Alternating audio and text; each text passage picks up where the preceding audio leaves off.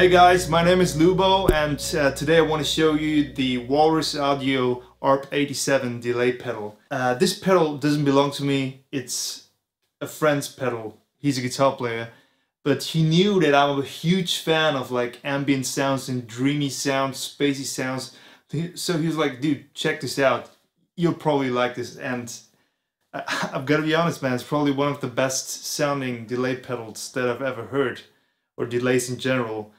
And the reason for this is pretty simple. It's not just one delay sound, it has like multiple algorithms, multiple sounds in it that we're gonna go through. But the one thing that remains through all of them is that you can just get totally lost in it. When I plug this pedal in, I feel like I'm almost jamming along with the pedal. The thing that amazed me most by it, you have very specific controls on there that allow you to have a lot of delay in there, but without ever feeling that the delay like gets in the way of the original sound. And this is what I tried to showcase in the intro part that I was playing. Let's talk about some of the controls in there, because I think it's very interesting. Now, the first control at the top row is the level control. It basically determines how loud your delay trails are going to be, right? Now, dampen determines how much high frequencies there are in your delay trails. So this is it at 12 o'clock.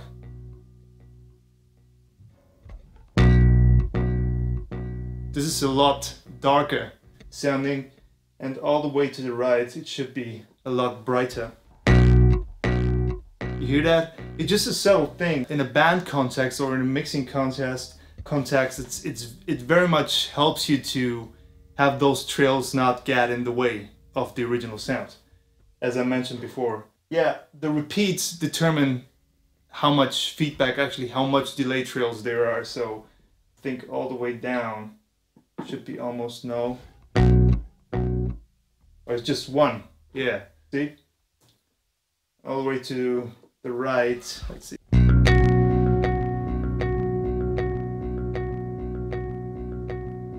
A lot of them. Now the ratio control determines the subdivisions of your notes that the delay is tracking. So this is actually really cool, and one of the most exciting features about this, that you can basically, from a turn of a knob, you can totally change the groove you're about to do. So let me give you like a quick example. I'm on quarter notes right now, right? So let's see.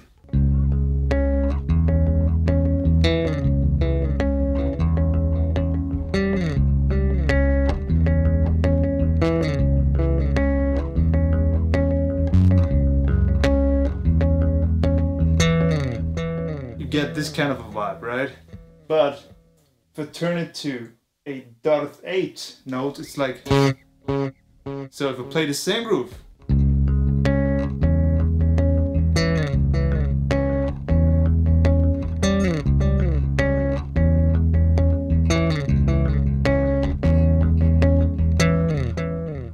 so it's a different kind of beat, right? It's almost like a drummer.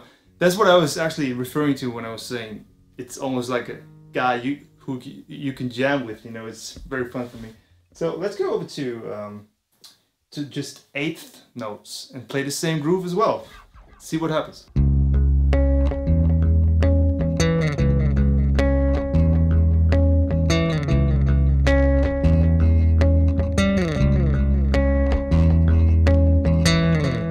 Again, a very, very different feel. Let's go over to triplets now. Triplets this one.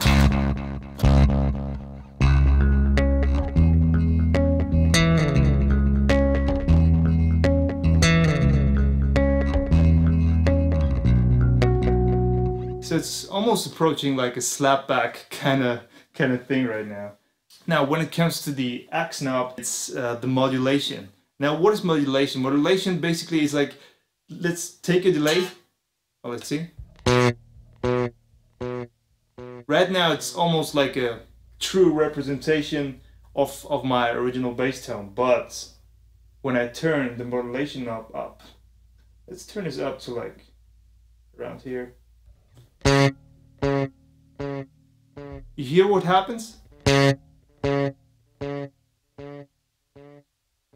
It changes, kind of swirls around and changes.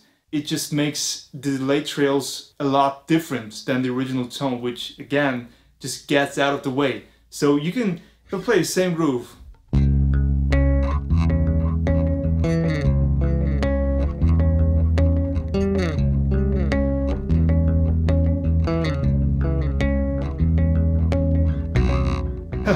So it's almost like a, I don't know, it's just, I just immediately just go to another place with that. Now, this knob determines the algorithm, right? So right now we're on digital mode, which is like a clean digital delay. If we go over to analog mode, let's see. Analog delays are very, very dark.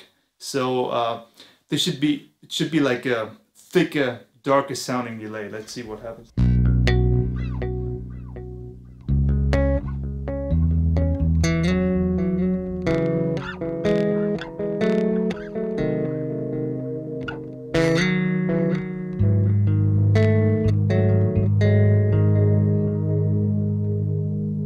I really enjoy that. If we just push in a little more modulation, let's see what happens now.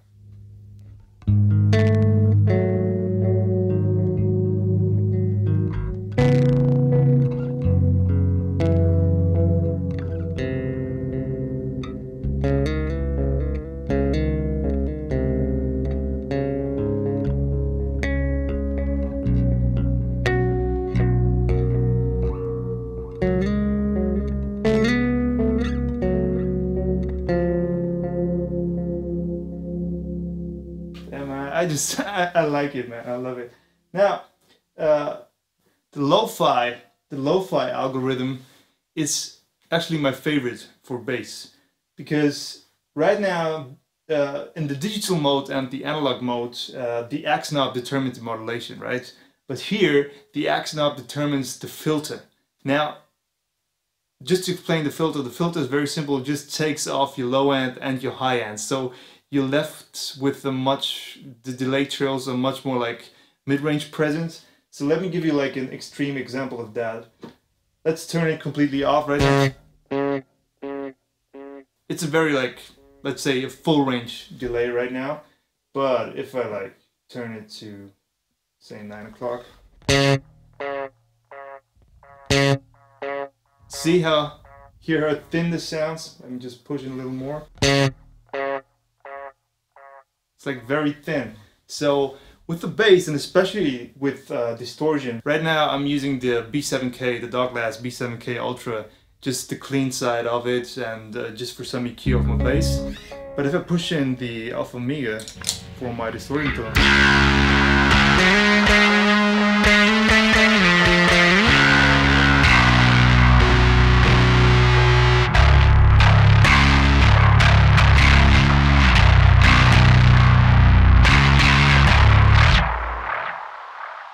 it just never interferes with the like thick distortion sound, right? And the last setting is slapback, right? So if I go back to the clean sound,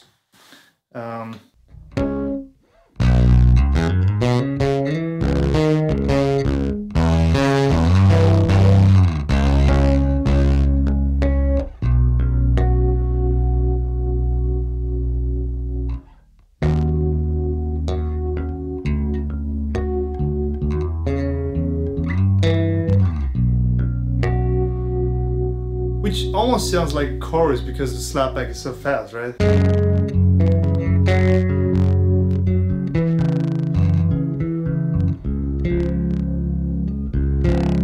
Let me go to distortion.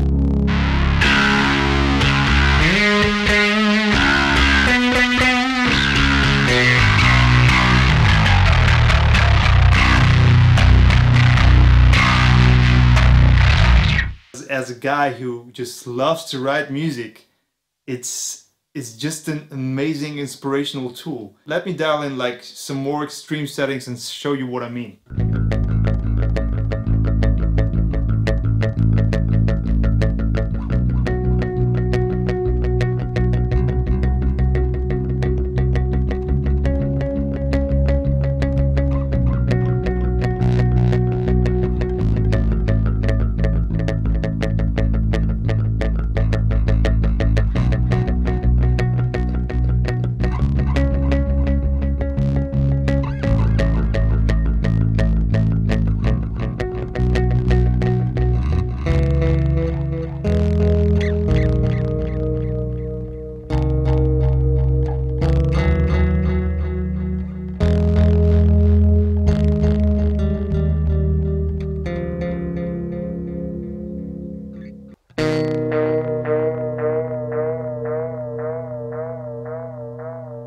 This is one that I really love right now.